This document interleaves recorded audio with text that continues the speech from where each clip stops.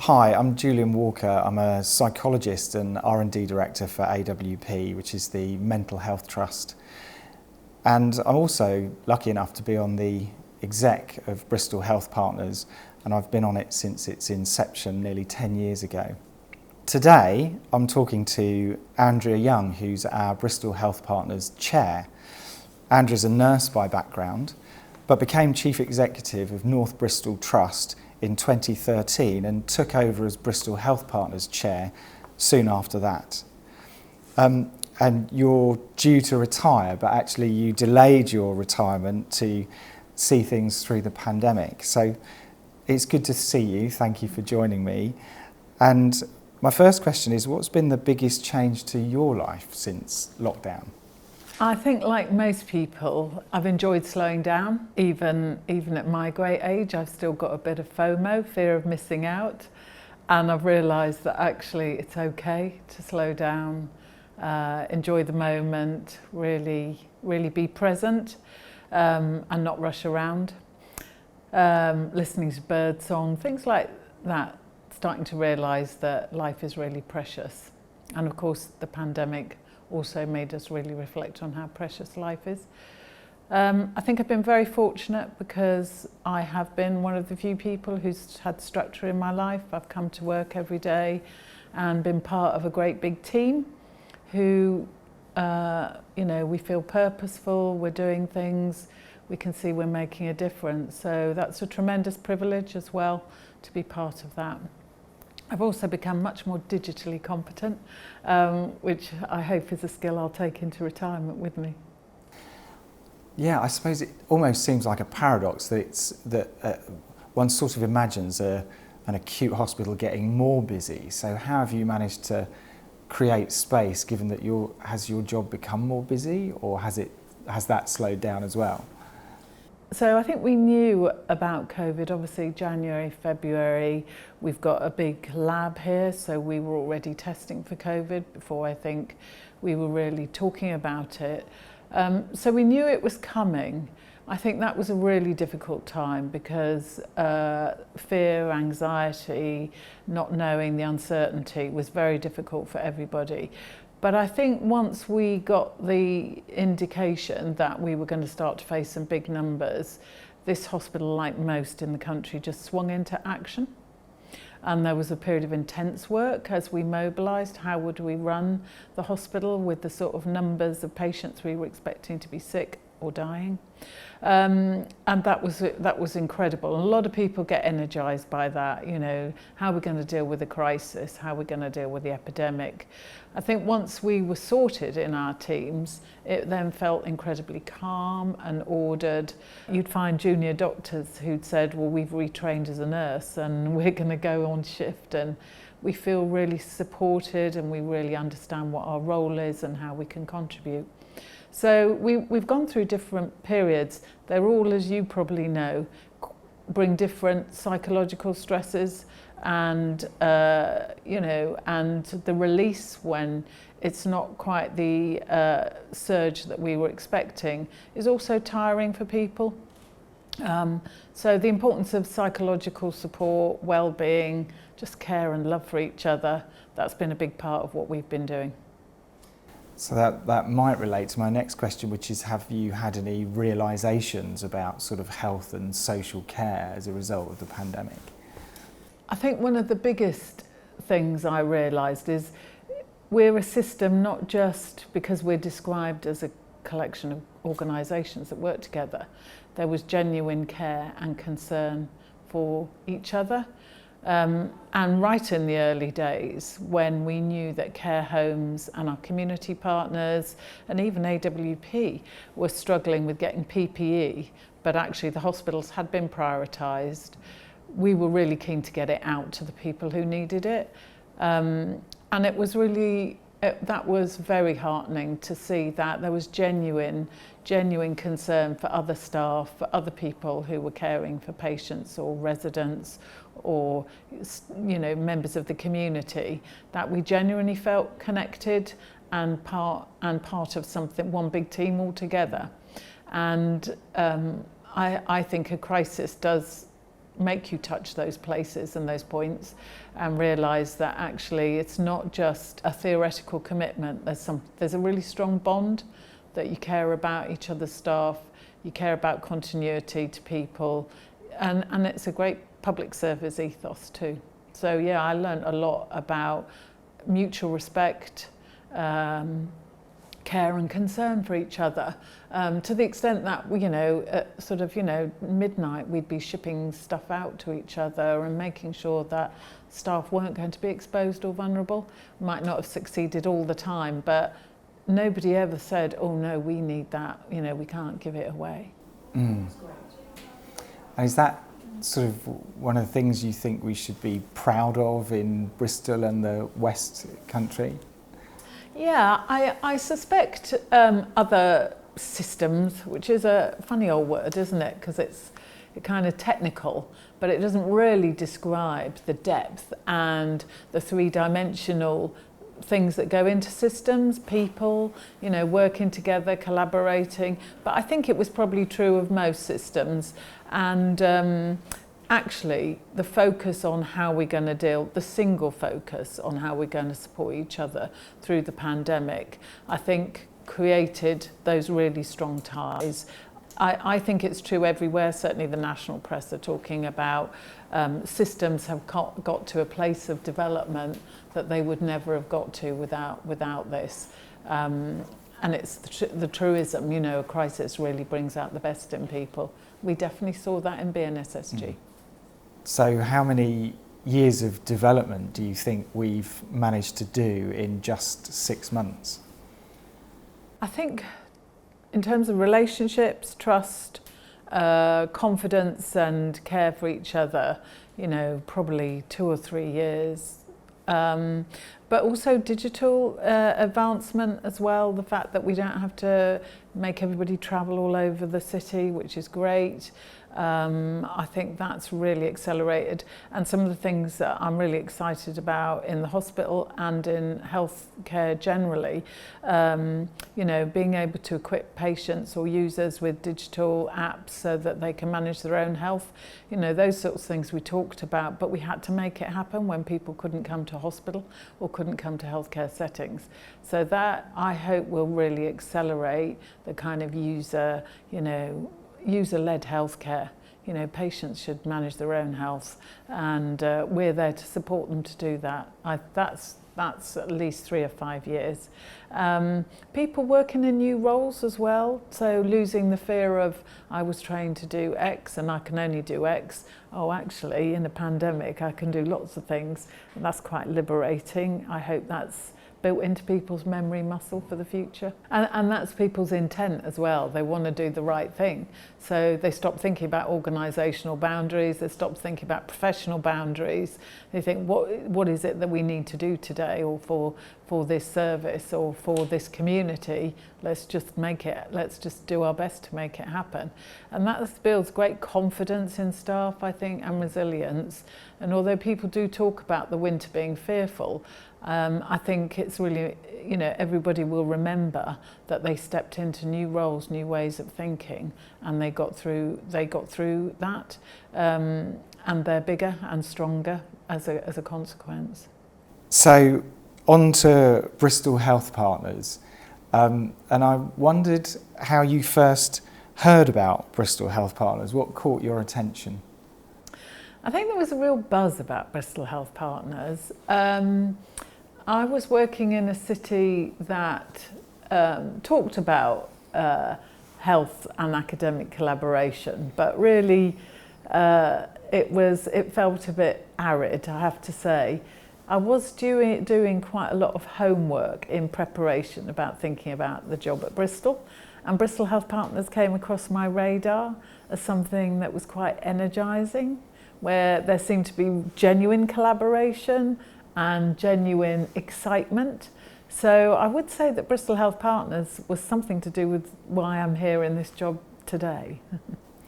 You've talked about it being sort of creative and almost subversive, which I think is a nice idea as well, sort of fitting in the gaps. Yeah.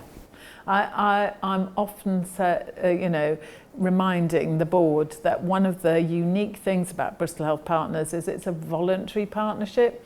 It's not something we're told to do by one of our government departments. It's not a statutory entity. We choose to collaborate. And I think that's not only true of the board, which gives you enormous freedom. Actually, that's what you see in all the health integration teams. This joy of collaborating, the sort of curiosity and interest that you can see you could improve something if you can only get hold of, somebody in the university or another service provider. So that genuine curiosity and interest to improve things that really lies at the heart of health integration teams, I think gives us tremendous energy at the board to, actually occupy that space where there's no single organisation, but we connect together and we try and make things happen, and we try and say the things or communicate or connect with the things that we think people are interested in. It's great fun. Absolutely. So from your time as chair, which is it's about almost 7 years, isn't it, to the day, what are you most proud of in that time? I am really proud of the health integration teams. I mean, that is a model that has just gone from strength to strength. There's a lot of talent in Bristol, so we're very fortunate. But also, I think there's no kind of top-down structure. It's a very health integration teams are a very bottom-up way of working. They're dynamic. They bring together willing coalitions of people who have the same ideas and the same energy to make improvements for groups of patients or communities. And, they've achieved an incredible amount. I mean, the resources, the research income that's come in, the changes to services that have meant that we've used money more effectively. We've really advanced things. So I'm very proud of health integration teams and the fact that they are still they've got strong currency. People still, I appoint people here in the hospital who say, I'm really interested in setting up a health integration team. And I think, wow, how have you heard about that? And then I see a different side to them of where they're really excited to collaborate. So I'm very proud of that. Obviously, we've got to be proud of the fact that we're one of 8 academic health science centres, which gives us fantastic international reputation and national regard. And that's something to be very proud of. But we need to use it in a positive way, in a positive force, not just as a badge. It gives us legitimacy, but it really gives us some kind of backing to do things and make things happen. I think the third thing, though, is the thing that you talk about. I'm proud of Bristol Health Partners that it does speak about things that as an individual organisation we may feel slightly bounded to talk about. It's not within our remit, or it's something you can see, but you also think it might be a bit political and maybe that's not a space you should get into. But I think the strength of the partnership is we want to get into those spaces. So the example of bringing in Ben Goldacre, who at the time was, considered to be a very controversial speaker, talking about artificial intelligence. But here's the other thing that I love about BHP, the inclusivity. So the way we want the public to understand the same things as us. We want to create a movement in those sort of knowledge in technology so that, we really create a momentum for change. That health integration team model has underpinned so many things as well, hasn't it? It was important for the academic research collaboration, for the ARC, as well as the Academic Health Science Centre, which is an internationally recognised kite mark. But also they've set up events, art exhibitions, conversations, all sorts of things. So it's amazing that it can go from something quite sort of localised, unique, to something global, really. That's an amazing breadth, isn't it? And actually, during my time as Bristol Health Partners Chair, we've had a lot of people from other cities come to talk to us about how we've set up Bristol Health Partners. And there isn't a blueprint, but I think the people are really important. The mindset of being curious and open, not having fixed ideas, but actually wanting to learn together, wanting to grow together. I can see that in Parkinson's disease, I can see that in self-harm. These are important services, and the involvement of patients and users themselves in designing some of those service changes, have been very, very exciting. And the two new ones that we'll talk about during the conference, I know, the adverse childhood experience, that's a space that can be uncomfortable. But I think the fact that health integration team feel, it shouldn't be buried, it shouldn't be hidden. This is something we need to explore and understand better to support young people, support families. That's something I'm really proud of, that model can work for such an important issue in our society. Yeah, and that one is a good example of working with the council as well, isn't it? Not just the universities and trusts, but working with other partners.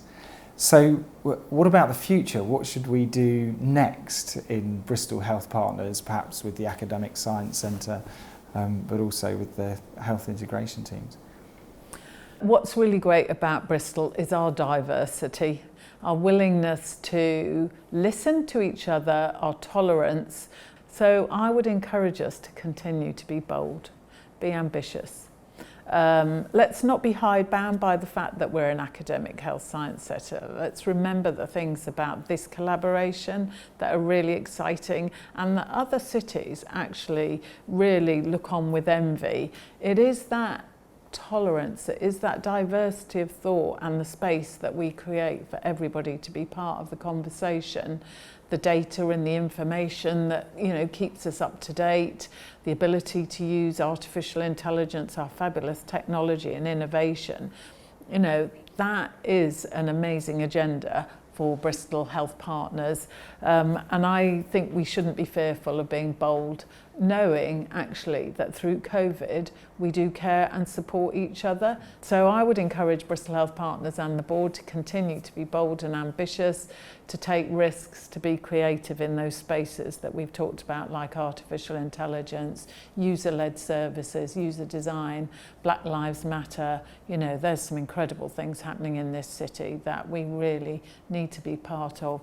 Yes, and I think the central team do that quite well as well, don't they? So they do the project management. I think there's something about having professional project management and coordination and leadership from the central team, which has been really positive for Bristol Health Partners as well.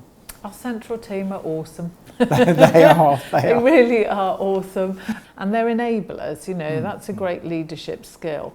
They don't have the answers for the problem that team's trying to solve, but they'll ensure that they're able to get to those problems as quickly and in the most effective way. So it's a great set of skills that they have. So my last question is whether you have any other sort of personal reflections and what you're going to do next. This has been a great part of my life, and I'd been a chief executive for quite a long time before I came to Bristol, and you sometimes think, what more can I learn, or and that is that's been just disbanded really, because I learned so much and it's been a fantastic time. And Bristol Health Partners has been a really important part of that, the connections and the relationships that we've made. And I feel I've got Bristol running through me like a stick of rock. It's really been an important part of my life. I've learnt lots. I've met some brilliant people. And so I would say always go for it, lead the bigger life. That's my personal reflection. Lots of people, lots of times in our lives we're fearful, we don't take the step, but it was quite a big step for me. I moved house, moved my family, but it's been, the most incredible time, and I have a lot of personal great things to take with me. So nothing's going to quite match up to that in the beginning.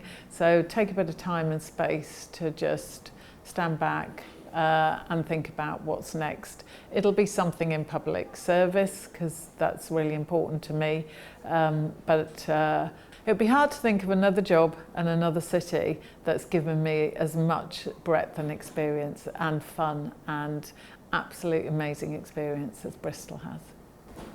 Thank you. We're going to miss you too, and I think all the things that you've talked about today have sort of were reinforced when you walked into the building earlier and you knew all the staff in the building and you talked about how many people that you know in your organisation, but also the relationships that you've built across Bristol Health Partners and the emphasis that you've put on the importance of those relationships.